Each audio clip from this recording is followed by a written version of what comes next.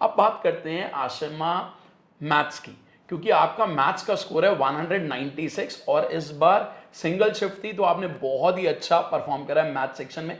तो मैं ये जानना चाहता हूं कि what was your strategy for maths, आपने क्या क्या चीज़ों पे फोकस करा और आपके अकॉर्डिंग कॉन्सेप्ट ज़्यादा इंपॉर्टेंट है या शॉर्टकट ज़्यादा इंपॉर्टेंट है? क्योंकि बच्चे मुझे बहुत बार बोलते हैं कि सर शॉर्टकट्स बताओ। तो मैं आपसे जानना चाहता हूं कि अगर इस लेवल के स्कोर को किसी को टच करना है तो व्हाट शुड बी हिज और हर स्ट्रैटेजी?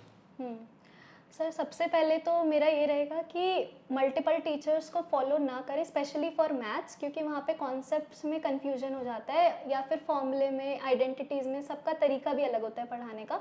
तो एक ही टीचर को फुली ट्रस्ट कर रहे हैं और उसी का ही सारे क्लास नोट्स को मल्टीपल टाइम्स रिवाइज कर रहे हैं।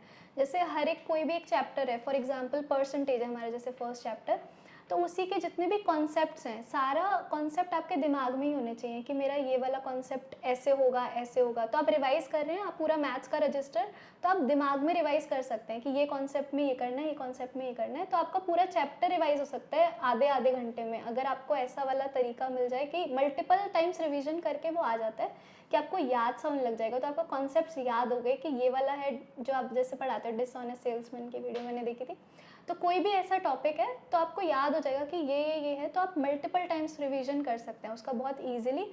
और फिर मेरा ये रहता है कि प्रीवियस ईयर पे फोकस करना चाहिए, प्रीवियस ईयर क्वेश्चंस पे ही। अगर अब कुछ बच्चे कर रहे हैं जैसे कैट लेवल की बुक्स को फॉलो कर रहे हैं, बट उतना नीड ही नहीं है क्योंकि एसएससी का जो लेवल है वो ही आता है हमेशा, और पैटर्न तो चेंज हो गया बट जो क्वेश्चंस का लेवल है वो अभी भी वही है ऑलमोस्ट।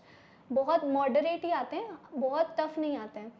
तो उतना ही रेलिवेंट कंटेंट फॉलो करना चाहिए मैथ्स में तो। और स्पेशली मैथ्स में सिली मिस्टेक्स बहुत हो जाती हैं, क्योंकि जैसे सर +1 -1 प्लस माइनस में ही हो जाता है, मेरा तो बहुत बार हो जाता था पहले।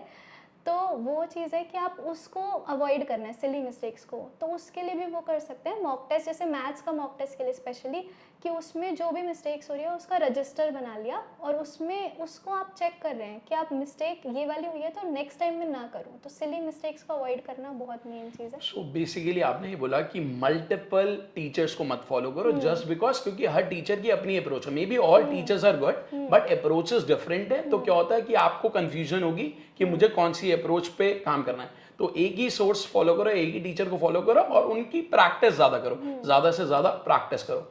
ठीक है सर इसमें एक पॉइंट ऐड करना चाहूँगी कि आपने जो पूछा था ना कि बेसिक रखें या शॉर्टकट वाली चीज़, तो मेरा ये रहेगा, जैसे आप हमेशा ही बोलते हो कि बेसिक से करोगे तो याद रहेगा, और मेरे साथ एग्जैक्टली यही हुआ था कि मेंस के टाइम पे एग्ज़ाम हॉल के अंदर इतना प्रेशर हो गया था क्रिएट कि कुछ याद सा ही नहीं आ रहा था कि एग्जैक्टली कौन से शॉर्टकट्स थे, क्या पढ़ा था। तो फिर वही हुआ कि बेसिक से, जो मेरे को बेसिक, बिल्कुल बेसिक से मेरे को जो आता था, आपने जो बता रखे थे अलग अलग अप्रोचेस, उसमें जो सबसे बेसिक थी वो मुझे याद आ रही थी। बट मैंने बेसिक से करके भी 1.5 आवर्स में मोर और लेस पेपर हो गया था। तो बेसिक से ऐसा नहीं है कि टाइम लगता है, ये बहुत लोग कहते हैं कि बेसिक से बहुत ज़्यादा टाइम लग जाएगा तो 2 घंटे में होगा नहीं, ऐसा नहीं है। मैंने तो 1.5 आवर्स में ऑलमोस्ट हो गया था, और मैंने जो 3-4 क्वेश्चंस बचे थे वो लास्ट के हाफ आवर में मैंने उसको कंप्लीट कर लिया।